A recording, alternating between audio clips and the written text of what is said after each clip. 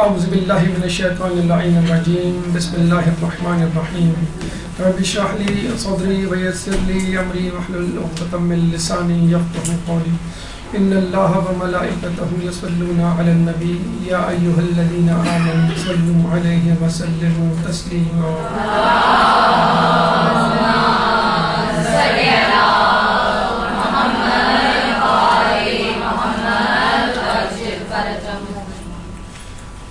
ہماری زیارت عراق جاری ہیں اور نجف اشرف کی روحانی سیر کرنے کے بعد اس سے استفادہ حاصل کرنے کے بعد اب ہمارا کارواں نجف کے بعد کربلا کی طرف رواں دوا ہے۔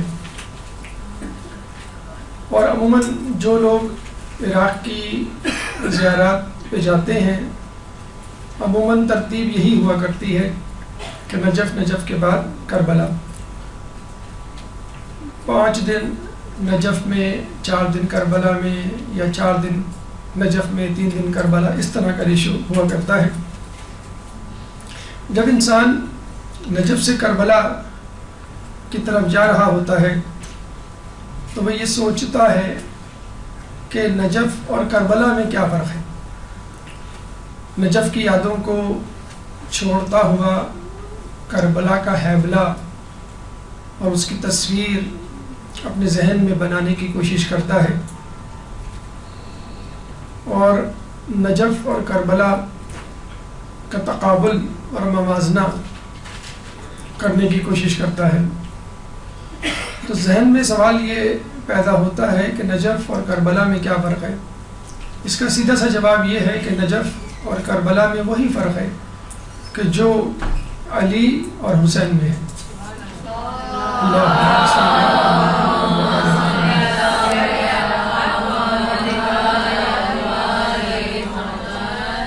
علی اور حسین میں کیا فرق ہے، اس فرق کو دیکھنے کے لیے ہمیں یہ دیکھنا ہوگا کہ خود علی اور رسول میں کیا فرق ہے۔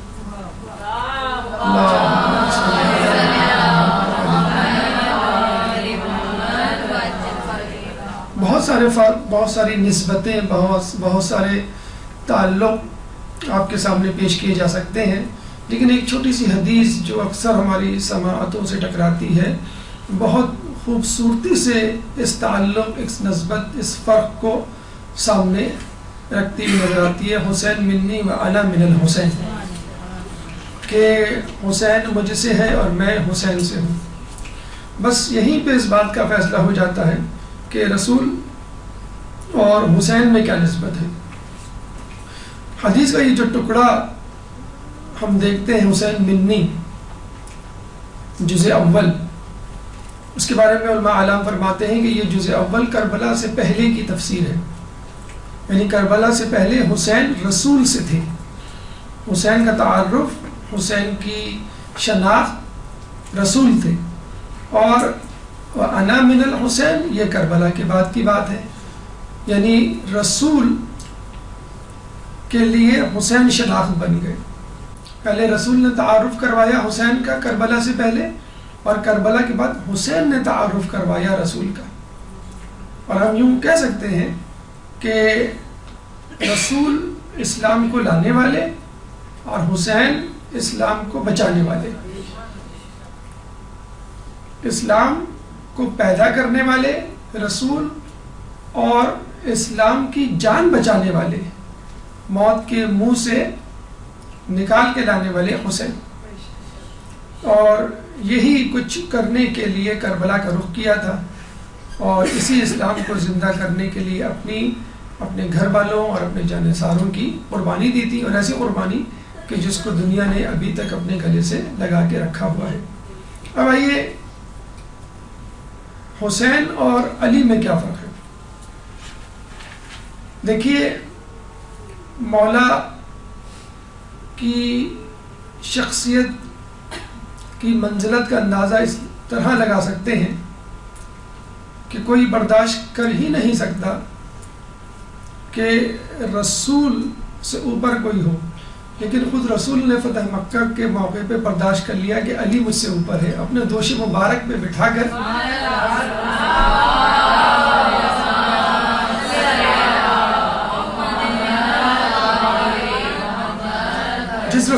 کہا گیا کہ اس کے سامنے اپنی آوازوں کو پست رکھو.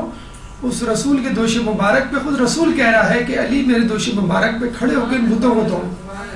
تو علی اور حسین میں یہ فرق ہے کہ علی نے کعبے میں چھپے بتوں کو توڑا اور حسین نے آستین میں چھپے ہوئے بتوں کو پاش پاش کیا. تو وہ منافقت اور وہ نفاق جس کو رسول اللہ نے نظر انداز کیا، وہ نفاق کھل کر علی کے سامنے آیا اور پوری دنیا کے سامنے اس کو تشت ازبام کرنے والے خود مولا حسین کی ذات. مولا کی ذات جتنی متنازع رہی ہے اتنی شاید پوری کائنات میں کسی کی ذات متنازع نہیں رہی. کیوں؟ کہ یہ عجیب ذات ہے کہ جس کو بیک وقت خدا بھی کہا گیا، کافر بھی کہا گیا. عجیب و غریب ذات. اور دونوں کو جو ہے دار اسلام سے خارج کر دیا گیا. بس اسی طرح کربلا کا واقعہ وہ واقعہ ہے کہ جس کو تاریخ میں متنازع ترین بنایا گیا ہے.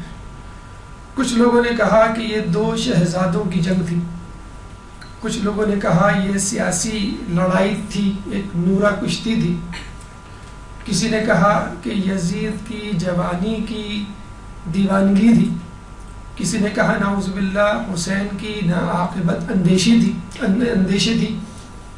یعنی جتنے منہ اتنی باتیں، جتنے مفکر اتنے خیالات، جتنے مقرر اتنے بیانات، جتنے اہل قلم اتنے مقالات، جتنے اہل رجحان اتنے ہی مفروضات. لیکن ایک بات طے ہے کہ حسین کو سمجھنے کے لیے ضروری ہے کہ ہم نبوت کو سمجھیں، اور نبوت کو سمجھنے کے لیے ضروری ہے کہ ہم توحید کو سمجھیں.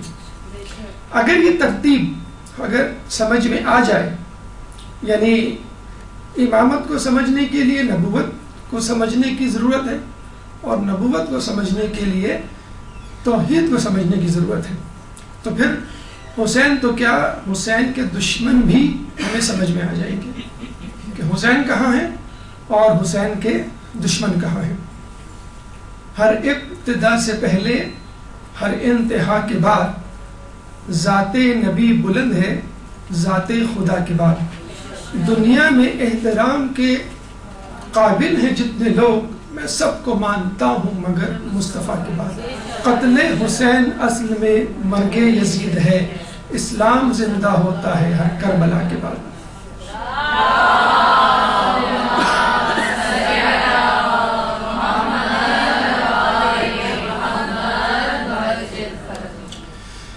یہ واقعہ کہاں ہوا؟ کربلا میں. کب ہوا؟ 1400 سال پہلے، کہ جب نہ ٹی وی چینلز تھے، نہ اسٹاف رپورٹرز تھے، نہ انٹرنیٹ تھا اور نہ ہی سیٹلائٹس. لیکن پتہ نہیں کس طرح کربلا کی روایات حرف بحرف سینہ بسینہ ہم تک پہنچ گئی. ایک طرف یزیدی لشکر 30,000 سے زائد کی تعداد میں، اور دوسری طرف حسین تنہا 72 جانثاروں کے ساتھ. ایک طرف تیر، نیزے، بھالے، گھوڑے، کھانے اور عیش و آرام، اور دوسری طرف حسین کے ساتھ 3 دن کی بھوک پیاس. لیکن اس کے باوجود حسین جیت گئے. اور ہر سال عزاداری کے موقع پر دنیا بھر میں حسین پر ہونے والا گریہ اس بات کی دلیل ہے کہ حسین جیت گئے. 40 کے موقعوں پر کروڑوں کا مجموعہ، کہ جس کو اب خود بین الاقوامی میڈیا بھی نظر انداز نہیں کر سکتا، اس بات کی غمازی کرتا ہوا نظر آتا ہے کہ حسین جیت گئے. بہرحال یہ کربلا کا واقعہ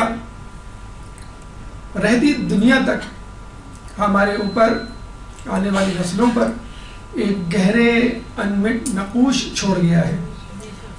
اور حسین نے اپنی جیت اس طرح ثابت کر دکھائی کہ حسین کے دشمنوں کے نام اب گالی بن چکے ہیں. جو خود ان کے طرفدار ہیں وہ ان کے نام رکھنا گوارا نہیں کرتے. جو ان کے حمایتی ہیں وہ ہاتھ اٹھا کر یہ نہیں کہہ سکتے کہ اللہ قیامت میں ہمیں حسین کے دشمنوں کے ساتھ محشور کر، وہ خود بھی نہیں کہہ سکتے. تو یہ بس حسین کی جیت ہے کہ بے سر و سامانی میں، بھوک افلاس میں اور غریب الوطنی میں اور نہایت چند گنے چنے افراد کے ساتھ ایک اتنا بڑا معرکہ کہ جس میں اسلام کی بقا جو ہے وہ داؤ پہ لگی ہوئی تھی، حسین نے یہ کارنامہ بخوبی انجام دیا.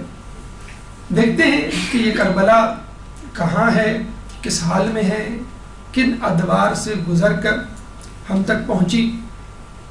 اس کربلا کو تیار کرنے میں کتنا وقت لگا اور اللہ تعالیٰ نے کن کن واقعات کے ذریعے حسین کو اشارے دیے کہ تمہیں ایک بہت بڑے معرکے کے لیے جانا ہے، اور کس طرح ولادت سے لے کے شہادت تک ہر موڑ پر حسین کے سامنے کربلا کا مقدمہ رکھا گیا. گویا حسین کو ٹریننگ دی جا رہی تھی، حسین کو تیاری کروائی جا رہی تھی کہ تم کربلا کے لیے پیدا ہوئے ہو اور کربلا کا معرکہ تمہارے لیے ہے. یہ کربلا شہر جو کہ ایک صوبہ ہے جس کا حصہ کربلا ہے، صوبے کا نام بھی کربلا اور شہر کا نام بھی کربلا. شہر کربلا دارالخلافہ ہے صوبہ کربلا کے، جو کہ شمال میں واقع ہے بغداد سے 100 کلومیٹر. یعنی اس کے جنوب میں نجف، شمال میں بغداد، مغرب میں صوبہ الانبار اور مشرق میں شام اور یمن.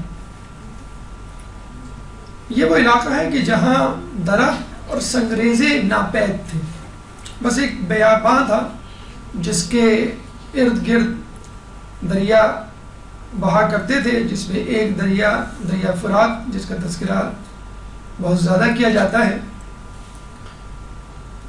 کربلا کا نام کربلا کیوں پڑا؟ تاریخ اور محققین یہ کہتے ہوئے نظر آتے ہیں کہ کربلا کے 9 معنی ہیں، کربلا کے 9 معنی ہیں، اور کربلا سے ہٹ کے کربلا کے 8 متبادل الفاظ ہمیں کتابوں میں ملتے ہیں. یعنی 9 الفاظ اس جگہ کے لیے اور خود کربلا کے 9 معنی. تو آئیے سب سے پہلے ہم کربلا کے معنوں کو دیکھتے ہیں کہ کربلا کے کتنے معنی ہیں، اس کے بعد کربلا کے لیے جو متبادل الفاظ استعمال کیے گئے ہیں ان کو بھی دیکھتے ہوئے گزرتے ہیں. اس کے بعد ہم کربلا کے واقعے کی کڑی سے کڑی ملائیں گے اور دیکھیں گے کربلا کس طرح تیار ہوئی. ایک درود پڑھ دیں محمد والے محمد.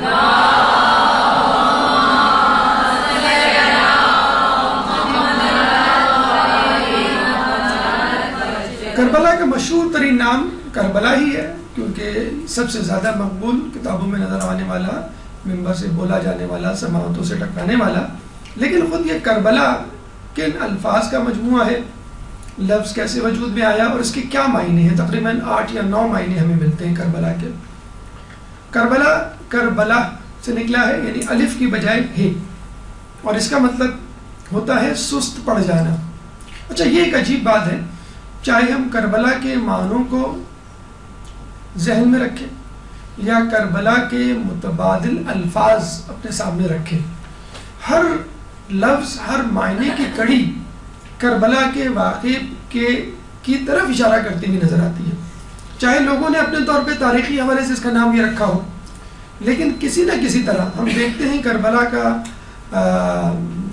لفظ، کربلا کے معنی، کربلا کے متبادل الفاظ کربلا کے واقعے کی طرف نشاندہی کرتے ہیں. کیسے؟ مثلا کربلا کے بارے میں کہا جاتا ہے یہ کربلا، یعنی ہے آگے ہم لگا دیں الف کی بجائے، تو یہ کربلا سے نکلا ہے. اس کا مطلب ہے سست پڑ جانا. اور محققین یہ کہتے ہیں کہ جب امام حسین یہاں آئے تو ان کے قدم سست پڑ گئے، ان کی سواریوں کے قدم سست پڑ گئے اور وہ تیزی ختم ہو گئی. گویا دریائے فرات نے حسین کے قدموں پر ایک زنجیر ڈال دی ہو کہ مجھے اجازت دیجئے کہ میں آپ کو سیراب کر سکوں، مجھے اجازت دیجئے کہ میں آپ کی کچھ خدمت کر سکوں. اور ہم دیکھتے ہیں کہ جب مولا نے بنو اسد کے قبیلے کے لوگوں کو بلایا اور ان سے دریافت کیا، انہوں نے مختلف نام لیے. کسی نے کہا کہ یہ نینوا ہے، کسی نے کہا یہ غادریہ ہے، کسی نے کہا یہ شط الفراد ہے.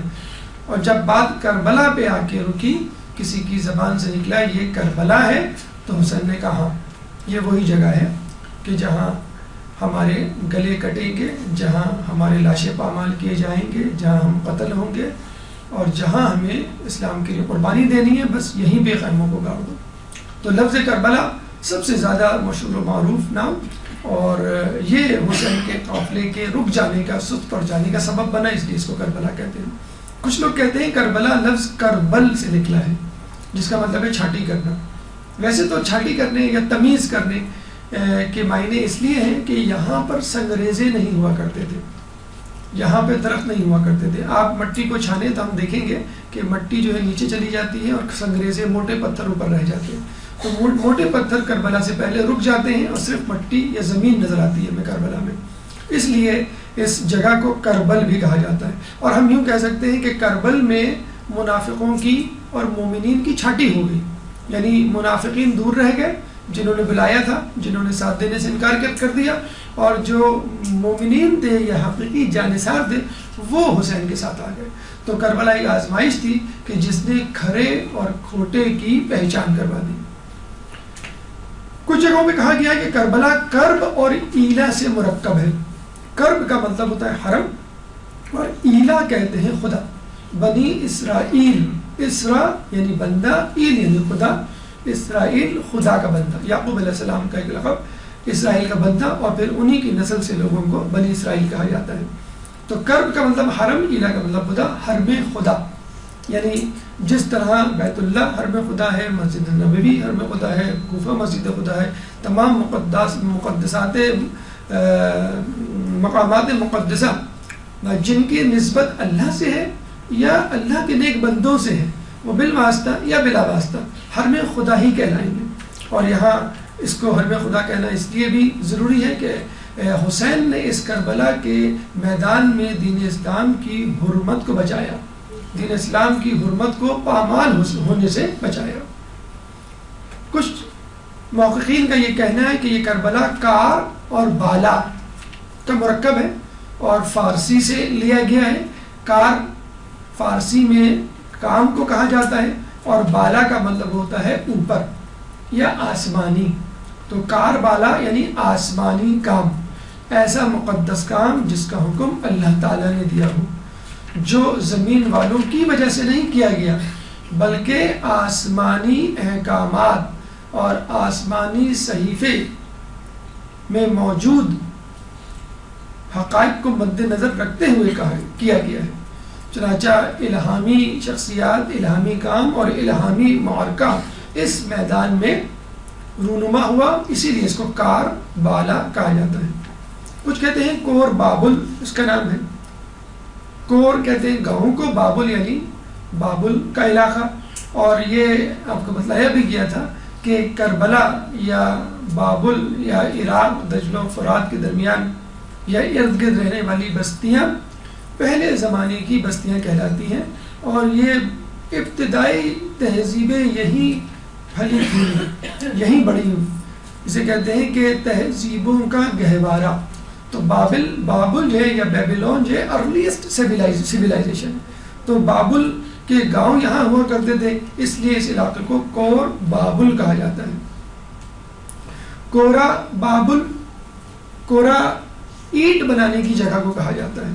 یہ سریانی زبان کا لفظ ہے، اور یہاں پر تعمیراتی کام کے لیے اینٹیں بنائی جاتی تھی، اور پھر ان اینٹوں کو بابل کے شہر میں منتقل کیا جاتا تھا، اور پھر وہاں پہ موجود عمارتوں کو بنایا جاتا تھا. جیسے کوئی شہر ہو اور اس کے لیے تعمیراتی کام کہیں اور سے لیا گیا ہو. تو ہم یہ کہہ سکتے ہیں کہ کربلا میں حسین کے ساتھیوں نے محنت کی، مشقت کی، اور یہاں کی محنت، مشقت، آزمائش اور قربانی جنت میں ان کے محل بنانے کے کام آئی، اور جس کی نشاندہی خود مولا نے جو ہے عصر عاشور سے پہلے یا عاشور کے دن سے پہلے کر دی تھی کہ یہاں تمہارا محل بنے گا، یہ تمہاری جنت میں جگہ ہے. تو کربلا کے میدان کی محنت لوگوں کو جنت کے محلات کی صورت میں ملی، اور اس کی خوشخبری حسین نے لوگوں کو شہادت سے پہلے دے دی تھی. کربلا کا ایک معنی جو ہے وہ نرم زمین بھی ہے. حالانکہ یہ زمین سخت تھی، لیکن جب حسین کے قدم پڑے تو یہ زمین نرم ہو گئی، اور اتنی نرم پڑی کہ جب کربلا کا نام لیا جاتا ہے تو آنکھوں میں نمی آ جاتی ہے. اور یہ حسین کی قربانی ہے کہ جس کی وجہ سے جو شخص بھی کربلا کا واقعہ یا سانحہ یا حادثہ سنتا ہے اس کا دل نرم پڑے ہوئے بغیر نہیں رہتا. کربلا مرکب ہے قرب اور الہ کا، یعنی قرب الہی، الہ کا مطلب الہی. تو جب کربلا میں گیا، جس نے حسین کا ساتھ دیا وہ اللہ کا قرب حاصل کرنے میں کامیاب ہوا، اور جو نہیں دے سکا وہ آج تک یہی کہتا ہے یا لیتنی کنت معکم فافوز فوزا عظیما، کاش کہ میں آپ کے ساتھ ہوتا تو میں ایک عظیم کامیابی پر فائز ہوتا. تو یہ کربلا کی عظمت ہے کہ جو وہاں موجود تھا وہ تو کامیاب ہوا، لیکن جو آج بھی اپنے آپ کو نسبت دیتا ہے کربلا کی اور کربلا میں شہید ہو جانے والوں کی، وہ بھی کامیاب ہے. آخری نام جیسے ہم نے آپ کو بتایا کہ کرب و بلا سے مشتق ہے، اور یہ نام ہمیں روایات میں بکثرت ملتا ہے، کیونکہ جب مولا حسین کو مختلف نام گنوائے گئے اور جب یہ نام لیا گیا کہ یہاں اس کا نام جو ہے وہ کرب و بلا ہے، تو آپ کی زبان مبارک سے بے اختیار نکلا اللہم انی اعوذ بک من الکربلاء والبلاء، کہ اللہ مجھے کرب و بلا سے بچا. تو یہ وہ دعا تھی، اور اس دعا میں موجود کرب اور بلا ہے کہ جس کی وجہ سے اس کا نام کرب و بلا یا کربلا پڑا. یہ ایک لفظ تھا کربلا، جس کے ہم نے بتایا آپ کو مختلف قسم کے معنی ہیں، اور یا مختلف طریقوں سے یہ کربلا کا لفظ بناتے ہیں. اب آئیے کربلا کے لیے متبادل الفاظ جو استعمال کیے جاتے ہیں ان کی تعداد بھی تقریباً 8، یعنی یہ بھی ٹوٹل 9 الفاظ بنتے ہیں. کربلا کا دوسرا اہم نام یا متبادل لفظ حائر ہے، اور حائر اگر آپ عربی زبان میں دیکھیں تو حائرہ یحیر، اس کا مطلب ہوتا ہے ایسی جگہ کہ جہاں پانی جمع ہو جائے. اور کہتے ہیں کہ جب متوکل نے اس کربلا کو مٹانے کی نعوذ باللہ کوشش کی اور نہر فرات کے پانی کو قبر حسین کی طرف چھوڑا تو پانی جو ہے بلکتا ہوا، مچلتا ہوا، روتا ہوا حسین کی قبر کی طرف آیا اور ایک جگہ آ کے رک کر حسین کی قبر کا طواف کرنے لگا. تو بس جس جگہ اس پانی نے طواف کیا ہے اس جگہ کے اوپر گنبد بنا دیا گیا، اور اب اس جگہ کو حائر حسینی کہا جاتا ہے. اور حائر کا مطلب جہاں پہ پانی جمع ہو جائے. اور یہ بھی لوگ بڑی عجیب اس کی توجیہ پیش کرتے ہیں کہ دیکھیں صحرا میں، بیابان میں جو گڑھے ہوتے ہیں ان میں بارش کے دنوں میں پانی بھر جاتا ہے، اور جو اونچے ٹیلے ہوتے ہیں وہ سدا خشک کے خشک ہی رہتے ہیں. تو حسین نے تواضع انکساری کا مظاہرہ کر کے اللہ کے سامنے سجدہ ریز ہو کر اپنی جو ہے وہ تواضع انکساری کا مظاہرہ کیا، اور حسین کے دشمنوں نے تکبر کا مظاہرہ کیا. وہ پہاڑ اور ٹیلے بن کے تن کے کھڑے ہو گئے تو وہ اللہ کی رحمت سے سرفراز نہیں ہوئے. حسین اور ان کے چاہنے والے اللہ تعالیٰ کی رحمت سے سرفراز ہوئے. تو حائر وہ جگہ جہاں پہ پانی جمع ہو جائے. اور حائر کا ایک اور لفظ، ایک اور معنی حیران کر دینے والا، اور اس کی وجہ غالباً یہی ہے کہ کربلا کا واقعہ ہر انسان کو حیران کر دیتا ہے. کربلا سے منسوب معجزات جو کربلا کے واقعے کے بعد اور اس کے بعد آج تک ہو رہے ہیں، ہر سننے والے کو حیران کر دیتے ہیں کہ یہ کیسی عجیب جگہ ہے. تو حائر پانی جمع ہونے والی جگہ، حائر حیران کر دینے والی جگہ، اور حائر فقی کتابوں میں جو لفظ استعمال ہوتا ہے وہاں سے مراد وہ جگہ ہوتی ہے جہاں پہ آپ کو پوری نماز پڑھنی ہے. 4 مقامات جن کا تذکرہ آپ نے سنا ہوگا اور آگے بھی آئے گا.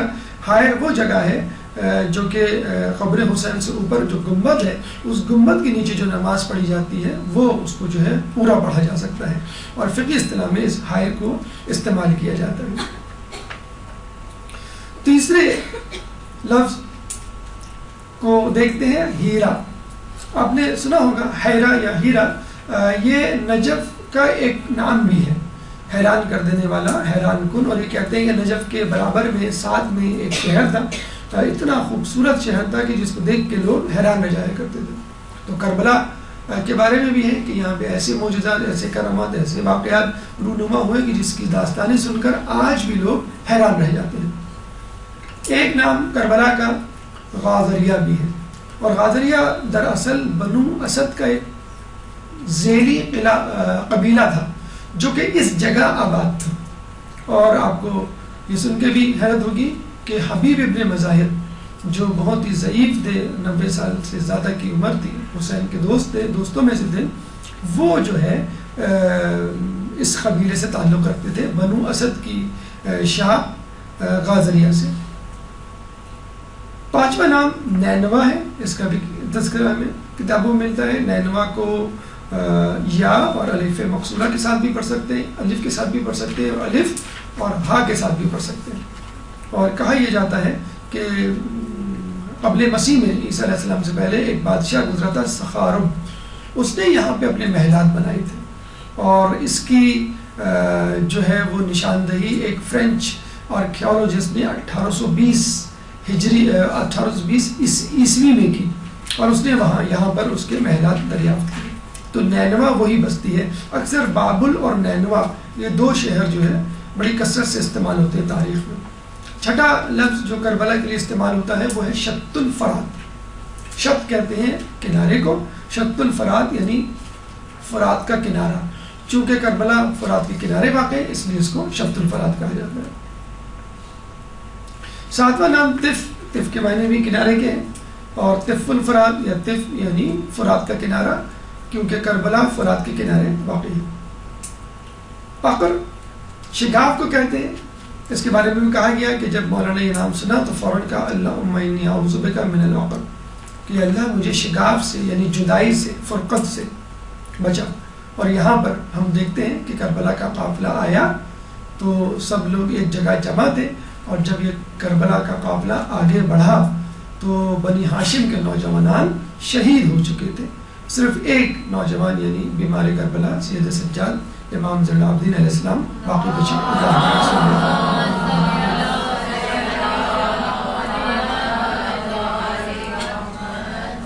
نوا نام اتفاق سے اس میں نو آتا ہے یا نوا آتا ہے، نواویس، اور نواویس اس کو اس لیے کہتے ہیں کہ یہاں پر ایک مسیحی قبرستان تھا کربلا کے برابر میں، اور اب وہ قبرستان براز علی نامی گاؤں کی طرف ہے، اس لیے سریانی زبان کا یہ لفظ ہے، اس لیے اس کو نواویس بھی کہا جاتا ہے۔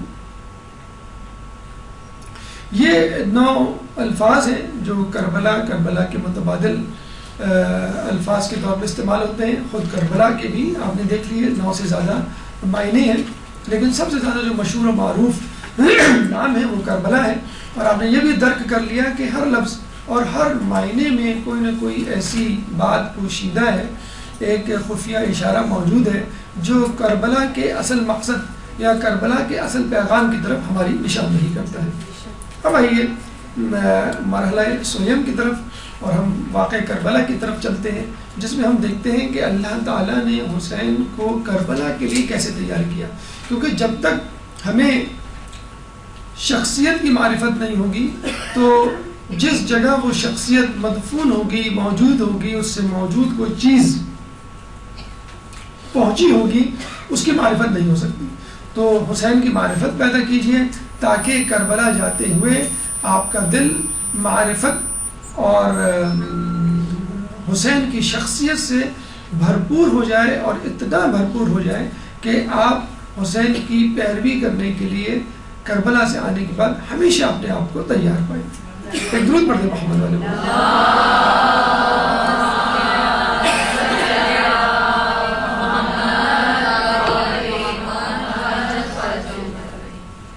کربلا کی تاریخ کو ہم دو حصوں میں تقسیم کر سکتے ہیں، قبل از کربلا اور فی نفس کربلا، یعنی کربلا سے پہلے کربلا کیسے تیار ہوئی، اور خود کربلا کا ہنگام، کربلا کا میدان یا کربلا کی جگہ۔ قبل از کربلا حسین کو کربلا کے لیے کیسے تیار کیا گیا؟ یہ عجیب بات ہے کہ ولادت پہ خوشی منائی جاتی ہے، دنیا میں کوئی شخص ایسا نہیں کہ جس کی ولادت پر غم منایا جائے اور جس کی ولادت پہ گریہ کیا جائے، لیکن حسین کی ولادت واحد ولادت ہے کہ جس پہ رسول اللہ مسکرانے کے بعد فوراً گریہ کرتے ہوئے نظر آئے، اور جب وجہ پوچھی تو انہوں نے کربلا کی نوید سنائی کہ یہ وہ جگہ ہوگی کہ جہاں میرے نواسے کو، جہاں میرے بیٹے کو شہید کیا جائے گا جو 3 دن کا بھوکا پیاسا ہو گئے۔ تو جس کی ولادت پر گریہ کرنا جائز ہو خود رسول کا، تو اس کی شہادت پر گریہ کرنا کیوں نہیں جائز ہوگا غیر معصوم کا؟ کہتے ہیں کہ شکم مادر میں امام حسین 6 مہینے رہے، اور اس طرح کی 2 اور شخصیت کا ہمیں تذکرہ ملتا ہے کہ جو ماں کے پیٹ میں 6 مہینے رہے، جس میں ایک عیسیٰ علیہ السلام اور ایک یحییٰ علیہ السلام کی شخصیت ملتی ہے۔ اور سورہ احقاف آیت نمبر 15 میں اللہ فرماتا ہے وَوَصَّيْنَا الْإِنسَانَ بِوَالِدَيْهِ إِحْسَانًا، اور ہم نے انسان کو اپنے والدین کے ساتھ احسان کرنے کی وصیت کی۔ حملتہ امہ کرہا، اور اس کی ماں نے نہایت دقت سے، زحمت سے اس کو اپنے پیٹ میں رکھا۔ وَوَضَعَتْهُ كُرْهًا وَحَمْلُهُ وَفِصَالُهُ 30 شهرًا، اور اس نے پھر دقت سے، محنت سے اور تکلیف سے اس کو جنا۔ وَحَمْلُهُ وَفِصَالُهُ 30 شهرًا، اور حمل کا اور رضاعت کا دورانیہ 30 مہینے ٹھہرا۔ 30 یعنی 30 مہینے۔ یہاں سے یہ بات پتہ چلتی ہے کہ دودھ پلانے کے لیے اسلام 2 سال کی قید لگاتا ہے، اور آج کل کی میڈیکل سائنس بھی یہ کہتی ہے کہ ماں کو کم از کم 2 سال تک اپنے بچے کو دودھ پلانا چاہیے۔ 2 سال کا مطلب ہوتا ہے 24 مہینے۔ اب 24 مہینے کے بعد 30 مہینے میں کتنے مہینے بچ گئے؟ 6 مہینے۔ تو وہ حمل کا پیریڈ ہے، یعنی حمل کا پیریڈ یا دورانیہ ہوتا تو 9 مہینے ہے، لیکن اس آیت سے ہمیں اندازہ ہوتا ہے، پتہ چلتا ہے کہ حمل کا منیمم پیریڈ 6 مہینے ہو سکتا ہے۔ یعنی بچہ 9 مہینے سے پہلے اگر پیدا ہو تو 6 مہینے تک کی وہ مدت ہے کہ جس کے بعد پیدا ہونے پر بچہ جو ہے وہ صحیح سالم ہو سکتا ہے اور زندہ رہ سکتا ہے۔ اس سے پہلے بچے کا سروائیول ذرا مشکل ہوتا ہے۔ اچھا، جب ہم تاریخ میں دیکھتے ہیں تو 2 بچے، یعنی 2 نبی، 2 معصوم ایسے ہیں جو 6 مہینے بعد پیدا ہوئے، عیسیٰ علیہ السلام اور یحییٰ علیہ السلام، لیکن پھر بھی یہ آیت ان دونوں پر پوری منطبق نہیں ہوتی۔ کیوں؟ عیسیٰ علیہ السلام کے والد نہیں تھے، جبکہ یہاں پہ کہا جا رہا ہے وَوَصَّيْنَا الْإِنسَانَ بِوَالِدَيْهِ، ہم تمہیں اپنے والدین کے ساتھ احسان کی وصیت کرتے ہیں، تو ان کی والدہ تھی، والد نہیں، تو مکمل طور پہ اس آیت کے مصداق عیسیٰ علیہ السلام نہیں ٹھہریں گے۔ اچھا، یحییٰ علیہ السلام کیوں نہیں ٹھہریں گے؟ آگے آیت کہہ رہی ہے کہ حَتَّى إِذَا بَلَغَ أَشَدَّهُ وَبَلَغَ 40 سنة، حتیٰ کہ وہ بلوغت تک پہنچ گیا اور 40 سال کا ہو گیا۔ اگر اللہ یہ بھی کہہ کے چھوڑ دیتا وہ بلوغت تک پہنچ گیا تو کافی تھا، لیکن پھر وہ کہہ رہے ہیں کہ 40 سال تک پہنچ گیا۔ یحییٰ علیہ السلام جو ہے وہ 40 سال تک نہیں پہنچے گا، تو عیسیٰ علیہ السلام میں پہلی شرط موجود نہیں، یعنی ان کے والد نہیں تھے جو آیت کے شروع میں ہے، اور یحییٰ علیہ السلام میں دوسری شرط نہیں، یعنی وہ 40 سال تک نہیں پہنچے، جبکہ یہ دونوں شرطیں امام حسین کی زندگی میں بھی نظر آتی ہیں۔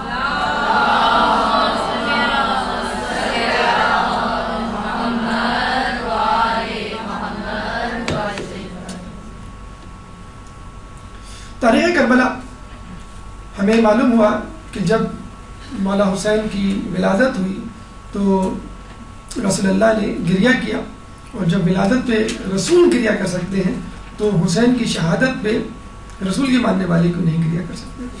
جب نام رکھنے کی باری آئی تو آپ کا نام حسین رکھا گیا، اور اس سے پہلے یہ نام جو ہے کبھی کسی کا نہیں رکھا گیا۔ اور عجیب یہ نام یکتا ہے کہ تمام معصومین کے نام لیجئے، تمام انبیاء کے نام لیجئے، کسی کا نام لے کے فوراً رونا نہیں آتا۔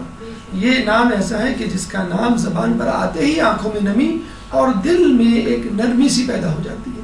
حتیٰ کہ جن لوگوں کو آپ کی معرفت بھی نہیں تھی، جن لوگوں نے آپ کا نام کبھی بھی نہیں سنا، مثلا انبیاء کے بعد حسین کو پیدا ہونا تھا، یحییٰ علیہ السلام ہمیں ملتے ہیں، نوح علیہ السلام ہمیں ملتے ہیں، آدم علیہ السلام ہمیں ملتے ہیں، کہ جب ابھی اس کا تذکرہ انشاءاللہ اگلی نشست میں کریں گے، جب ان انبیاء کے سامنے حسین کا نام لیا گیا تو بے اختیار ان کی آنکھوں سے آنسو چھلک پڑے، اور بے اختیار ان لوگوں نے پوچھا کہ یہ حسین کون ہے. تو یہ وہ عجیب نام ہے کہ جس کو سنتے ہی ہر انسان کتنا ہی شقی القلب کیوں نہ ہو، اس کا دل جو ہے وہ نرم پڑ جاتا ہے. حسین کی جب رضاعت کی باری آئی تو روایتوں میں ملتا ہے کہ حسین کو دودھ پلانے کے لیے رسول اللہ نے اپنی انگشت شہادت کا استعمال کیا اور اپنی انگلی مبارک کو چسایا کرتے تھے، اور حسین اسی سے جو ہے وہ دودھ پیا کرتے تھے. گویا رسول بتلا رہے ہیں کہ آج میں تمہاری زبان کو سیراب کر رہا ہوں، کل تمہیں علی اکبر کی زبان کو سیراب کر رہا ہوں. شفاعت کی باری آتی ہے تو بچہ جھولے میں موجود ہے جو کچھ کر نہیں سکتا، لیکن آپ دیکھ لیجئے کہ فرشتہ فطرت جب آتا ہے اور اپنے بدن کو مس کرتا ہے تو اس کے بالوں پر دوبارہ آ جاتے ہیں، وہ جو بالوں پر جو اللہ نے چھین لیے تھے ترک اولا پر. تو جب حسین کے جھولے سے بدن کو مس کرنے سے بالوں پر آ سکتے ہیں، جس کی وجہ سے فطرت نے آسمانوں کی طرف بلندی اختیار کی، تو ایک گناہ گار انسان اگر اپنے جسم کو حسین کی زری سے مس کرے تو اس کے گناہ کیوں نہ جھڑ جائیں، اور کیوں نہ اس کو روحانی بالوں پر عطا ہو جائیں کہ جس کے سبب وہ آسمانوں کی طرف، خدا کی طرف، فرشتوں کی طرف، عالم ملکوت کی طرف پرواز کر سکے. کہتے ہیں کہ جب حسین مسجد کے فرش پہ گرے تو رسول اللہ منبر کو چھوڑ کر آ گئے اور حسین کو اٹھا لیا اور یہ کہا کہ حسین، گویا یہ کہنے کا ارادہ رکھتے تھے یا گویا ان کی ادا سے ہمیں لگتا ہے کہ حسین آج میں تمہیں بچا رہا ہوں، لیکن کربلا کے میدان میں اگر گرو گے تو تمہیں خود اٹھنا ہوگا. اس گرم ریتی پہ میں گرتا ہوں، بچا لو امبر. دوش رسول پہ حسین سوار ہوتے ہیں اور رسول مسکرا کے حسین کو بازار کی طرف لے جاتے ہیں. اگر کوئی کہتا ہے کہ کتنی اچھی سواری، تو رسول کہتے ہیں یہ بھی تو دیکھو کتنا اچھا سوار ہے. اور کربلا کے میدان میں حسین دوشہ ذوالجناح پر سوار ہیں. بس فرق یہ ہے کہ رسول مسکرا رہے تھے اور ذوالجناح رو رہا تھا. کیوں؟ ذوالجناح نے یہ کہا ہوگا کہ رسول حسین کو بازار چیز دلانے لے گئے تھے اور میں حسین کے گلے پر خنجر چلوانے لے جا رہا ہوں، اس لیے میں گریہ کر رہا ہوں. صلح حدیبیہ میں حسین نے یہ دیکھا کہ لوگ رسول کی نبوت پہ شک کر رہے ہیں. ان کو یہ احساس ہوا کہ آئندہ آنے والے دنوں میں میرے بھیا حسن کی صلح پر لوگ شک کریں گے اور ان کے امام ہونے پر طنز کریں گے اور ان کو جو ہے وہ رضیل المومنین کہہ کے خدا نخواستہ پکاریں گے. تو مجھے اپنے بابا کی سنت کی پیروی کرنا ہے، جس طرح میرے بابا نے فوری طور پہ صلح حدیبیہ پر عمل کیا، رسول کی اطاعت کی، مجھے بھی اپنے بھیا یعنی صلح حسن کی طرف جو ہے وہ سبقت کرنی ہے، چاہے لوگ میرے بھیا کا ساتھ چھوڑ دیں. جنگ خیبر میں حسین دیکھتے ہیں کہ علی تنہا خیبر کے در کو اکھاڑ رہے ہیں. علی تنہا جنگ خیبر کے میدان میں کھڑے ہیں کہ جبکہ باقی لوگ فرار کا راستہ اختیار کر رہے ہیں. تو میرے اوپر بھی یہ وقت آنے والا ہے کہ میدان جنگ میں تنہا کھڑا ہوں گا اور میری امت، رسول کی امت جو ہے وہ میرا ساتھ چھوڑ جائے گی. مباہلے میں حسین رسول کی گود میں ہوتے ہیں، گویا بتلا رہے ہیں کہ آج میں رسول کی گود میں ہوں، کل علی اصغر میری گود میں ہوگا. آج میں نانا کی گواہی دے رہا ہوں، نانا کے دین کی صداقت کی، کل علی اصغر میرے حق پر ہونے کی گواہی دے گا. بس میں یہ کہوں گا کہ مولا آپ تو مباہلے کے میدان سے واپس زندہ سلامت آ گئے، لیکن علی اصغر جب گیا تو زندہ سلامت واپس نہیں آیا. غدیر قم میں لاکھوں کا مجموعہ دیکھتے ہیں اور بیعت ہوتے ہوئے اپنی آنکھوں سے اس کا نظارہ کرتے ہیں. گویا اللہ الہام کر رہا ہے حسین کو کہ دیکھو اس قسم کی بیعت سے متاثر نہ ہونا، اس طرح کثرت سے بیعت کے لیے خطوط آئیں گے تمہاری طرف، 80,000 سے زیادہ خطوط کا آنا اور پھر حسین کا کوچ کر جانا اور پھر لوگوں کا حسین کے سفیر مسلم بن عقیل کا ساتھ چھوڑ جانا. یہ بالکل غدیر قوم کا واقعہ ہمیں یاد دلاتا ہے کہ رسول کے سامنے تو انہوں نے بیعت کی حامی بھر لی تھی اور رسول کے بعد رسول کے جانشین کا ساتھ چھوڑ دیا تھا۔ شہادت رسول پہ ہم دیکھتے ہیں کہ رسول اللہ کے جسد خاکی کو بے گور و کفن چھوڑ کر چلے جاتے ہیں لوگ، اور حسین گویا اپنے ذہن میں اپنے آپ کو تیار کر رہے ہیں کہ اسی طرح مجھے بھی بے گور و کفن لوگ چھوڑ کے چلے جائیں گے، لیکن ہم یہ کہیں گے کہ کم از کم رسول کی لاش کو پامال تو نہیں کیا گیا۔ پھر مولا اپنی ماں بی بی سیدہ کی شہادت کو دیکھتے ہیں اور شہادت سے پہلے اس زخم کے بارے میں سنتے ہیں اور اس کوڑے کو لگتے ہوئے دیکھتے ہیں۔ گویا حسین کو تیار کیا جا رہا ہے کہ دیکھو آج تم اپنی ماں کے اوپر کوڑے پڑتے ہوئے دیکھ رہے ہو، کل تمہیں اپنی بہن بی بی زینب کے جسم پر کوڑے پڑتے ہوئے دیکھنا ہوگا۔ لیکن میں کہوں گا مولا آپ کی بی بی سیدہ، آپ کی ماں کم از کم گھر کے اندر تو تھی جب ان کو کوڑے پڑ رہے تھے، زینب تو کوفے کے بازار اور شام کے محلات میں ہوتی۔ اسی طرح مولا اپنے بابا کی شہادت کو دیکھتے ہیں، ابن ملجم کو دیکھتے ہیں کہ جب اپنے لوگ جو ہے نمازی پرہیزگاری کا لبادہ اوڑے ہوئے علی کو قتل کرنے آتے ہیں، علی کو شہید کرنے کے لیے آتے ہیں، اور اس کے بعد علی کا جنازہ تنہائی میں، گمنامی میں، گوشہ نشینی میں دفنایا جاتا ہے۔ اس کے بعد اپنے بھیا کی شہادت کو دیکھتے ہیں کہ جب تیروں کو برسایا جاتا ہے، جنازے پہ تیر لگتے ہیں، یہ واحد جنازہ ہے جو قبرستان سے جو ہے واپس لایا جاتا ہے۔ بس حسین کے جنازے میں اور حسن کے جنازے میں یہ فرق تھا کہ حسن کا جنازہ جو ہے وہ تیروں سے پر تھا اور حسین کا سر جو ہے وہ نیزے پر بلند تھا۔ اور حسین مسلسل مختلف واقعات، مختلف حادثات کے ساتھ کربلا کی ایک مشق، ایک تمرین اپنے ساتھ لے کے جا رہے ہیں، اور خدا حسین کو ایک بہت بڑے سانحے کے لیے تیار کر رہا ہے۔ 5 لوگوں میں پنجتن میں حسین کا شمار ہوتا تھا، اور سب سے چھوٹی شخصیت، سب سے کم عمر شخصیت حسین کی تھی۔ رسول کا بھی مقابلہ کرنا ہے، بی بی سیدہ کا بھی، اپنے بابا کا بھی اور اپنے بھیا کا بھی۔ حسین کو کچھ ایسا کر کے دکھانا ہے کہ دنیا حیران رہ جائے، اور حسین کیا، حسین کے ششماہی نے ایسا کر کے دکھا دیا کہ دنیا حیران رہے گی۔ چنانچہ حسین جو ہے وہ کربلا کے لیے رخت سفر مانتے ہیں۔ ولید بن عقبہ یزید کے کہنے پر جب آپ سے بیعت کا مطالبہ کرتا ہے تو حسین یہ کہہ کر اس کو خاموش کروا دیتے ہیں کہ مجھ جیسا تجھ جیسے کی بیعت نہیں کر سکتا۔ یعنی وہ ہمیشہ کے لیے کلیہ دے رہے ہیں کہ دیکھو بات یزید اور حسین کی نہیں، بات حق و باطل کی ہے، بات کمتر اور افضل کی ہے۔ چنانچہ مجھ جیسے لوگوں کو چاہیے کبھی بھی تم جیسے لوگوں کی بیعت نہ کریں۔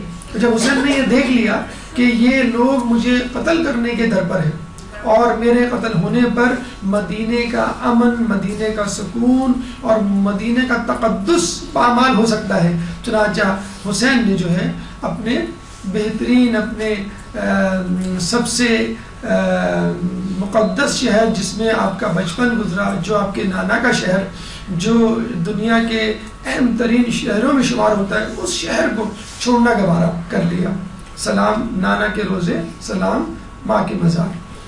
جب آپ مکے کی طرف جاتے ہیں اور حج ادا کرنے کی نیت کرتے ہیں تو دیکھتے ہیں کہ احرام میں موجود لوگ حرم میں موجود ہیں اور ان کے ان کی آستینوں میں خنجر اور تلواریں موجود ہیں، اسلحے سے لیس ہیں، ان کے خیموں میں اسلحہ موجود ہے اور وہ آپ کے قتل کرنے کے بدر پہ ہیں، اور ان کے لیے مکے کی حرمت کوئی معنی نہیں رکھتی۔ چنانچہ مجبوراً نہ چاہتے ہوئے بھی حسین نے کعبے کو، حسین نے خدا کے گھر کو خدا حافظ کہا۔ حسین کعبے سے جاتے ہیں کربلا کے لیے، خدا کے گھر سے جاتے ہیں مگر خدا کے لیے۔ چنانچہ خدا کے دین کو بچانا زیادہ ضروری تھا، چنانچہ حسین نے اپنا حج اپنے عمرے سے تبدیل کر دیا، اور یوں حسین چلتے چلتے کربلا پہنچتے ہیں، اور جب 2 محرم کو کربلا پہنچتے ہیں تو وہاں پہ موجود لوگ جو ہے آپ کو یہ خبر دیتے ہیں یہ کون سی جگہ ہے۔ پہلے تو حسین کا گھوڑا آگے چلنے سے انکار کر دیتا ہے، چنانچہ حسین دوسرا گھوڑا تبدیل کرتے ہیں، پھر تیسرا، پھر چوتھا، پھر پانچواں، پھر چھٹا، پھر ساتواں، لیکن کوئی گھوڑا، کوئی سواری آگے بڑھنے کے لیے راضی نہیں ہوتی۔ چنانچہ حسین عباس کو کہتے ہیں کہ یہاں جو لوگ موجود ہیں آس پاس ان کو بلاؤ تاکہ میں پوچھوں یہ کون سی جگہ ہے۔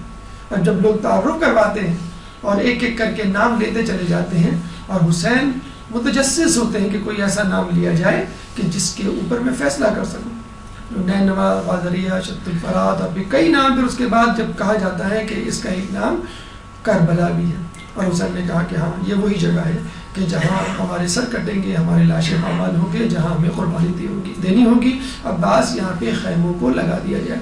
چنانچہ خیموں کو لگا دیا گیا، اور پھر جو ہے آمد فوج اشقیہ شروع ہوئی 3 محرم کو۔ جب پتہ چلا کہ حسین آ چکے ہیں، کہتے ہیں کہ سب سے پہلا قافلہ، سب سے پہلا لشکر جو فوجیوں کا آیا وہ ہر کا تھا، اور اسی ہر نے جو ہے سب سے پہلے آپ کا راستہ روکا تھا، اور اسی ہر نے جو ہے آپ کو آگے جانے سے روکا تھا، اور اسی ہر نے جو ہے عمر سعد اور شمر ان لوگوں کو بلایا تھا، اور اسی ہر نے جو ہے وہ پانی کی بندش کی تھی۔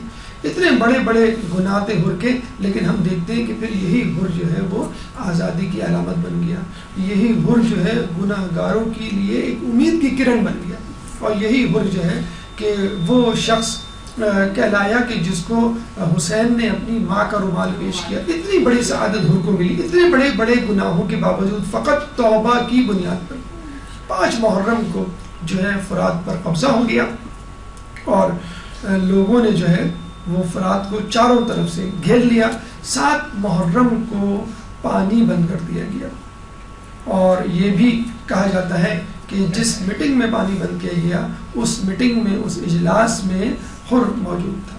چنانچہ یہ تکلیف دہ فیصلہ کرنا پڑا، اور یہ ضروری تھا تاکہ لوگوں کو ایک خوف پیدا ہو جائے کہ ہم بھوکے پیاسے رہیں گے تو ہم ہلاک ہو جائیں گے، تو شاید نعوذ باللہ حسین کے ساتھی بغاوت کر دیں اور حسین جو ہے ہمارے سامنے گھٹنے ٹیکنے پر مجبور ہو جائیں۔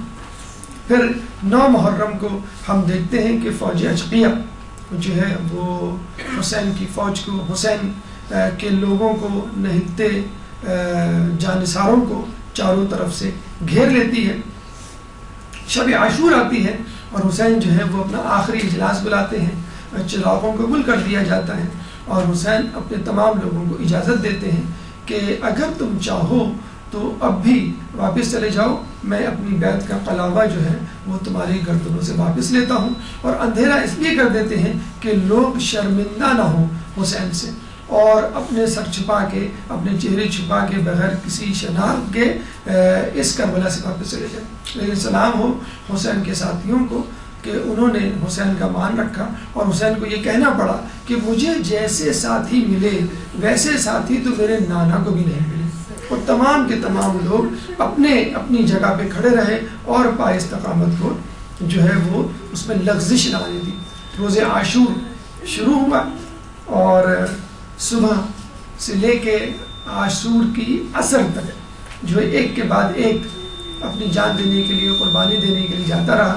کبھی عباس نے اپنے بازو کٹوائے، کبھی جو ہے وہ علی محمد نے، کبھی جو ہے علی اکبر نے برچی کھائی، کبھی جو ہے قاسم کا لاشا پامال ہوا، اور پھر علی اصغر کا گلا چھدا۔ اس کے بعد حسین نے اپنی قربانی دی، اور عصر کے وقت جو ہے یہ کربلا تمام ہوئی۔ شام غریبہ میں لوگوں نے دیکھا کہ فوج اشقیہ نے خیموں کو آگ لگائی، اور بیویاں خیموں سے ایسے نکلی جیسے کہ تسبیح کے دانے گر کے نکلتے ہیں۔ بی بی زینب کی چادر چھلی، سکینہ کے گوشوارے چھینے گئے، اور اسیران کربلا کو بغیر محمل کے اونٹوں پہ سوار کیا گیا۔ کربلا کے بعد کوفے کے بازاروں کو اور شام کے محلوں سے جو ہے ان کو گزارا گیا، اور کوشش کی گئی کہ کسی طرح ان کی توہین کی جائے، لیکن دنیا نے دیکھا کہ توہین حسین کی نہیں، توہین حسین کے دشمنوں کی ہے۔ پھر 1 سال بعد 8 ربیع الاول کو یہ قافلہ واپس مدینے پہنچا، لیکن اب اس قافلے میں نہ قاسم تھے، نہ عباس تھے، نہ علی محمد تھے، اور نہ ہی علی اصغر تھے، اور نہ ہی میر کارواں امام حسین۔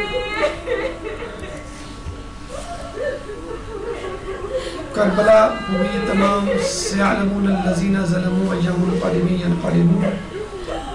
باری الہ ہماری حدیث عبادت کو اپنی بارگاہ میں قبول فرما.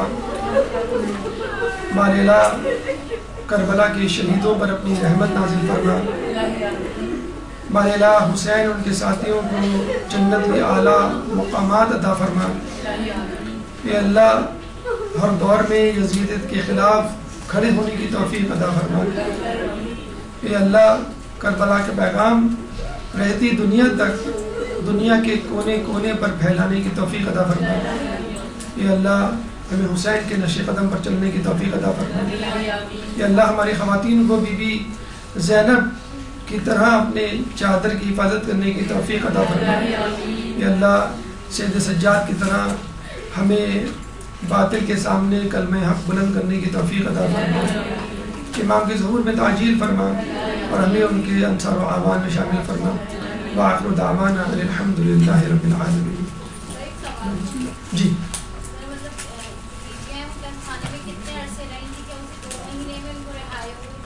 دیکھیے ایک روایت تو یہ ملتی ہے کہ وہ 40 دن بعد یعنی 40 کے دن وہ کربلا واپس آ چکی تھی.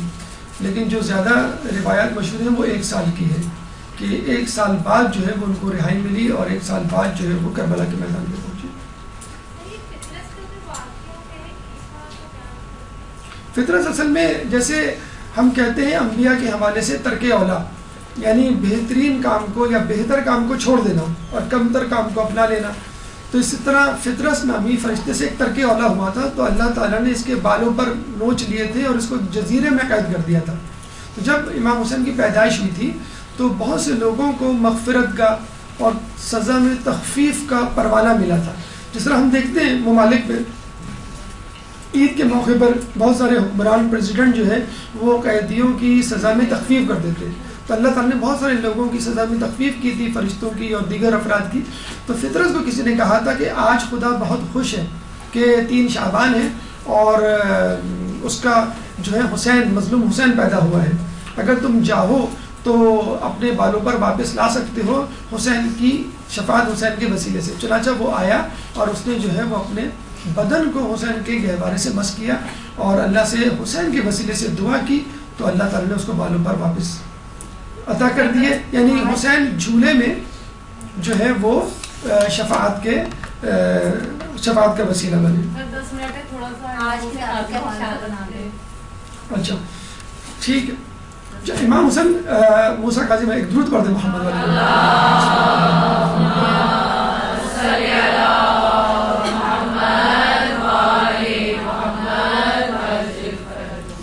امام موسیٰ کاظم علیہ السلام کے حوالے سے جس طرح آپ کو معلوم ہے کہ ہمارے ہر معصوم کی شخصیت ایک یکتا و یگانہ ہے اور ہمارے ہر معصوم کو ظلم و ستم کا نشانہ بننا پڑا کیونکہ ہر دور میں ہر حکمران کو یہ خوف تھا کہ یہ اہل بیت کا لیڈر رہنما اور یہ امام جس کو کہتے ہیں یہ کہیں میری خلافت پر قبضہ نہ کر لے. حالانکہ وہ تو کائنات کے امام تھے, وہ خلافت کو لے کے کیا کرتے؟ خلافت تو خود سے موجود ہے, اب لوگ خلیفہ نہ مانیں تو ایک الگ بات ہے. چنانچہ خود جو ہے وہ ہارون رشید کو بھی اس بات کی فکر تھی کہ کسی طرح میں ان کو جو ہے اپنی راہ سے ہٹاؤں. چنانچہ اس نے جو ہے وہ موسیٰ سے ہارون رشید نے آپ کو فقط ایک مرتبہ نہیں کئی مرتبہ جو ہے وہ گرفتار کیا تھا. کچھ جگہوں پہ 3 مرتبہ, کچھ جگہوں پہ 2 مرتبہ آیا. ہارون رشید کے بارے میں مشہور تھا کہ یہ انتہائی سنگدل انسان تھا اور اہل بیت میں اور اہل بیت کے چاہنے والوں پر ہمیشہ ظلم کیا کرتا تھا. اور نہ صرف یہ کہ خود بھی ظلم کیا کرتا تھا بلکہ اپنے ساتھیوں کو مجبور کرتا تھا کہ تم بھی میرے ساتھ ظلم میں شریک ہو تاکہ وہ اکیلا نہ سمجھا جائے. تو خود امام موسیٰ کاظم علیہ السلام کے قتل سے پہلے, ان کی شہادت سے پہلے, وہ خود کئی سادات اور اہل بیت کے گھرانوں کے چشم و چراغ کا جو ہے وہ قاتل بنا تھا. ویسے تو تاریخ میں اس کو بڑا علم دوست کہا جاتا ہے کہ بڑا علم دوست تھا اور یہ علماء کی محفلیں جماتا تھا اور لوگوں کو جو ہے علمی مباحث میں مجبور کرتا تھا اور علم کا بڑا دل دادا تھا. حالانکہ اس نے اپنے محل میں علماء کو رکھا ہی اسی لیے تھا تاکہ وہ اپنی مرضی کے فتوے جمع کر سکے. قاضی ابو یوسف ایک عالم دین تھے جن کے بارے میں کہا جاتا ہے کہ اس زمانے کے سب سے بڑے عالم، لیکن ان کو استعمال کر کے کئی فتوے ایسے ہیں جو اس نے اپنی مرضی کے دلوائے. مثلاً اس نے جو ہے وہ اپنی باپ کی مدخولہ کنیز سے نکاح کیا، اور جب یہ معاملہ قاضی ابو یوسف تک پہنچا تو ہارون نے کہا کہ مجھے کوئی ہیلا بتاؤ. تو انہوں نے کہا کہ کنیز کی گواہی کی کوئی اہمیت نہیں. اسی طرح ایک کنیز سے بغیر عدت کے اس نے نکاح کیا، تو قاضی ابو یوسف نے کہا کہ تم اس کو اپنے بیٹے کو ہبہ کر دو، بیٹا تمہیں ہبہ کر دے، ہبہ کے لیے عدت کی ضرورت نہیں ہوتی. اس طرح کئی اس نے جو ہے وہ کوشش کی کہ کسی طرح اپنی مرضی کے فتوے بنائیں. اچھا، اب یہ خود بھی کوشش کرتا تھا، کچھ علماء سے سیکھ کر امام کو یا امام کے چاہنے والوں کو نیچے دکھلانے کی کوشش. تو ایک دفعہ یہ گیا مسجد نبوی، تو مسجد نبوی میں قبر رسول کے سامنے کھڑے ہو کے رونا دھونا اس نے شروع کر دیا، اور کہنے لگا کہ یا ابن العم، یعنی کیونکہ وہ جناب عباس بنو عباس جو تھے وہ جناب عباس کی نسل سے تھے، رسول اللہ کے چچا تھے وہ. تو اسی وقت امام موسیٰ کاظم علیہ السلام بھی وہاں کھڑے ہوئے تھے. تو انہوں نے فوراً جو ہے وہ پکار کے کہا یا ابتا، یعنی یا اے میرے والد، کیونکہ آپ کا رشتہ جو ہے وہ زیادہ قریب تھا بنسبت ہارون کے. اور ہارون نے ایک دفعہ یہ کہا بھی تھا کہ یہ بات مجھے سمجھ میں نہیں آتی کہ آپ جو ہے وہ کس طرح سے بی بی سے یا بی بی سیدہ کے وسیلے سے جو ہے وہ رسول اللہ کے بیٹے ٹھہرے. تو آپ نے فوراً جو ہے آیت مباہلہ کا جو ہے وہ ریفرنس دیا، حوالہ دیا کہ ابناءنا و ابناءکم، کہ تم اپنے بیٹے لوگوں کو لاؤ، ہم اپنے بیٹوں کو. تو رسول اللہ کے جب بیٹے ہی نہیں تھے تو یہ آیت ہی غلط ہو گئی، اور اگر آیت صحیح تھی تو ان کو کہنا چاہیے تھا رسول اللہ کو چونکہ میرے بیٹے نہیں ہیں اس لیے میں اپنے بیٹے نہیں لا رہا، اور باقی جو نفس ہے اور جو بیٹی ہے یا عورتیں ہیں وہ ان کو میں لا رہا ہوں. لیکن رسول اللہ اپنے بیٹوں کو لے کے گئے. اور جہاں تک یہ بات ہے کہ بچوں کو لے کے چلے گئے دو بطور بیٹے، تو آپ اور لوگوں کو بھی لے کے جا سکتے تھے، کسی اور کو اپنا بیٹا بنا کے، لیکن اپنے بیٹوں کے لیے فقط حسن حسین کا انہوں نے انتخاب کیا.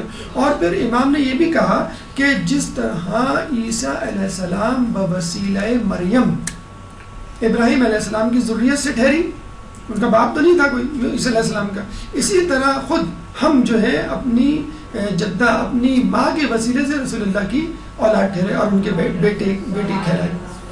اچھا، اب جب اس نے یہ دیکھا کہ مجھے پہ در پہ شکست ہو رہی ہے اور امام کا علم جو ہے وہ اس کے سامنے کوئی نہیں ٹھہر پاتا، تو اس نے جو ہے لوگوں کو تلاش کرنا شروع کیا کہ میں کس طرح جو ہے وہ لوگوں کو تلاش کروں اور کس طرح جو ہے وہ امام کو اپنے راستے سے ہٹاؤں.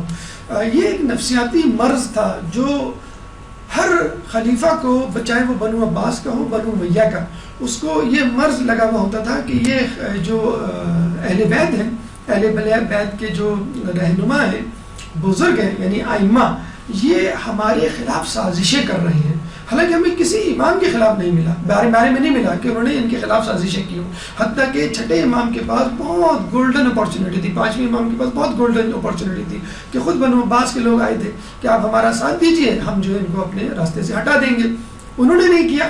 اچھا، چوتھے امام کے پاس کے اوپر زیادہ حق بنتا ہے کہ اس وقت لوگ جو ہے بہت زیادہ غصے میں تھے، اور کربلا کے واقعے کے بعد انہوں نے جو ہے وہ ولید بن عقبہ کو ہٹا بھی دیا تھا.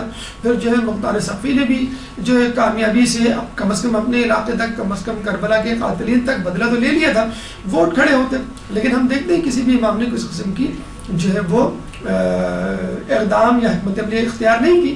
ہاں، اس وقت خلافت کے بار کو اپنے دوش پہ رکھا کہ جب لوگوں نے خود آگے بیعت کی. یعنی مولا علی نے کیوں خلافت کو جو ہے وہ قبول کیا؟ کیونکہ لوگوں نے آگے خود مولا کو خلیفہ بنایا. تو نبی یا امام جو ہے زبردستی اپنے آپ کو نہیں منواتا، وہ کہہ دیتا وما علینا الا البلاغ، کہ ہمارا کام ہے پہنچا دینا، منوانا نہیں. چنانچہ جب اس نے یہ دیکھا کہ یہ جو ہے وہ میرے لیے خطرہ بن سکتے ہیں، حالانکہ خطرہ نہیں بن سکتے تھے، بس ایک نفسیاتی طور پہ ایک پریشانی ان کو رہا کرتی تھی، تو اس نے کہا کہ مجھے جو ہے کسی ایسے شخص کی خبر دو کہ جو اہل بیت کے خاندان سے ہو اور مجھے اندر کی خبریں دے اور دنیا پرست بھی ہو، لالچ بھی ہو.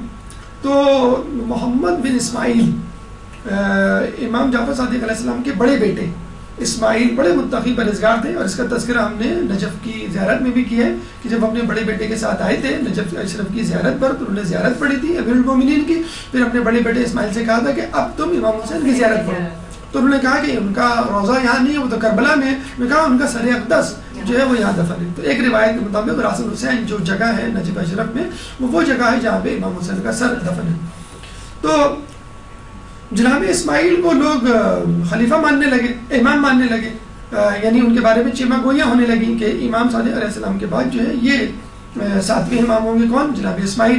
حالانکہ امام نے کبھی اس کا تذکر نہیں کیا، نہ کبھی دعویٰ کیا، نہ کبھی جو ہے لوگوں کے سامنے ان کو بطور امام متعارف کروایا، بلکہ جو ایک اہم ترین واقعہ جو رونما ہوا جس نے تمام حجت تمام کر دی وہ یہ کہ اسماعیل علیہ السلام کا انتقال جو ہے وہ امام جعفر علیہ السلام کی زندگی میں ہو گیا، اور باقاعدہ ان کے جنازے پہ کھڑے کرنے کہا کہ اللہ تعالیٰ نے امامت کے معاملے میں جس طرح یہ حجت آشکار کی ہے، ثابت کی ہے، اس طرح کسی اور امام کے بارے میں نہیں کی، یعنی جس کو تم امام سمجھنے جا رہے تھے یا بنانے جا رہے تھے، اللہ تعالیٰ نے اس کو میری زندگی میں اٹھا لیا اور بالکل شک و شبہ اٹھ گیا ہے۔ لیکن آپ کو معلوم ہے کہ ہر کوئی جو ہے وہ معصوم نہیں ہوتا، یا ہر کوئی جو ہے وہ تقویٰ پرہیزگاری اپنے باپ کے برابر نہیں رکھتا۔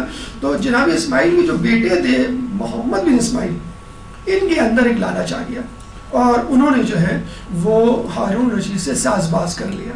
ہارون رشید نے جب یہ کہا کہ اہل بیت میں کسی فرد کو مجھ سے ملاؤ تاکہ میں جو ہوں اس کو اپنی طرف کر سکوں اور امام موسیٰ کاظم کے حال احوال پوچھوا سکوں اور ان کے لیے کوئی جواز پیدا کر سکوں ان کے قتل کا، ان کے قید کا۔ چنانچہ محمد بن اسماعیل تک جب بات پہنچی، کسی نے کہا کہ بھئی محمد بن اسماعیل تمہیں جو ہارون رشید نے یاد کیا، تو محمد بن اسماعیل ان سے ملنے کے لیے تیار ہو گئے۔ اب محمد بن اسماعیل جو ہے امام موسیٰ کاظم علیہ السلام کے پاس آئے تو امام موسیٰ کاظم علیہ السلام نے ان کو 400 درہم دیے، پھر کہا کہ ایک اور تھیلی لاؤ، پھر دینے کے بعد کہا ایک اور تھیلی لاؤ، یعنی 3 تھیلیاں دی، اس کے بعد دینار الگ سے دیے۔ اور جب وہ دے چکے، اچھا لوگ بزستور دیکھ بھی رہے ہیں اور کہہ بھی رہے ہیں کہ امام آپ کو معلوم ہے کہ یہ آپ کا دوست نہیں دشمن ہے، آپ پھر بھی نواز رہے۔ تو محمد بن اسماعیل نے جاتے ہوئے کہا کہ میں جو ہوں ہارون رشید کے پاس جا رہا ہوں، اس نے مجھے بلایا ہے، آپ کوئی نصیحت کریں گے مجھے سفر پہ جانے سے پہلے؟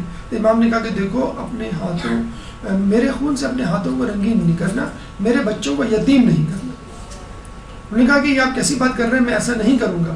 اور پھر جاتے ہوئے امام نے کہا کہ یہ میرے خون سے اپنے ہاتھوں کو رنگین کرے گا، لیکن اس کے باوجود امام کے سمجھانے کے باوجود وہ چلا گیا۔ لوگوں نے کہا کہ یا امام آپ کو جب معلوم تھا کہ یہ آپ کا قاتل بنے گا آپ پھر بھی اس کو نواز رہے۔ یہ بالکل ایسے ہی ہے کہ جیسے مولا کے سامنے عبد الرحمن ابن ملجم آیا تو اس نے تلوار دی تحفے میں، تو امام نے کہا کہ تم یہ تلوار دے دے گا تو قتل کس سے کرے گا؟ انہوں نے کہا اگر آپ سمجھتے ہیں کہ میں آپ کا قاتل ہوں گا تو آپ مجھے ابھی قتل کر دیں۔ تو امام علی نے کیا کہا کہ مجرم کو جرم کرنے سے پہلے کیسے سزا دے دوں؟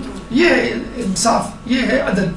تو محمد بن اسماعیل چلا گیا اور ہارون رشید سے جا کر مل گیا، اور ہارون رشید سے پہلی ملاقات میں کیا کہا کہ مجھے حیرانگی ہوتی ہے کہ اس ملک میں 2 خلیفہ کیسے؟ ہارون رشید نے کہا کیا مطلب؟ کہنے لگا آپ بھی خلیفہ ہیں وہ بھی خلیفہ ہیں، آپ کے پاس بھی بیت المال ہے ان کے پاس بھی بیت المال ہے، آپ کے پاس بھی جزیہ ٹیکس آتا ہے ان کے پاس بھی خمس صدقات آتے ہیں۔ تو پھر ہارون رشید نے مسکرا کے کہا ہاں تم صحیح کہتے ہو، ایک نیام میں 2 تلواریں نہیں ہوتی، اور اس نے لوگوں کے سامنے گواہی بھی پیش کر دی کہ دیکھو ان کا جو بھتیجا کہہ رہا ہے کہ امام جو ہے میرے خلاف سازشیں کر رہے ہیں۔ تو ہارون رشید نے فوراً کہا کہ 2 لاکھ درہم دیے جائیں، 2 لاکھ دینار دیے جائیں اسی وقت، اور یہ کہہ کر ہارون رشید جو ہے وہ چلا گیا، اس کے پیچھے پیچھے جو ہے غلام گیا کہ میں 2 لاکھ درہم لے کر آؤں۔ اسی وقت محمد بن اسماعیل کو پیچش لگے، پیچش کی بیماری ہوئی، اور اتنی سخت بیماری کہ اس کی ساری اتڑیاں باہر آ گئی، اور کہتے ہیں کہ یہ آخری سانس لے رہا تھا کہ جب غلام ہارون رشید کا درم و دینار کی تھیلی لے کر آیا تو اس کے منہ سے یہی نکلا اب کیا فائدہ، اب تو میرا آخری وقت ہو گیا۔ بالکل جیسے عمر سعد نے کہا کہ نہ مجھے دنیا ملی نہ مجھے دین ملا، والعصر ان الانسان لفی خسر۔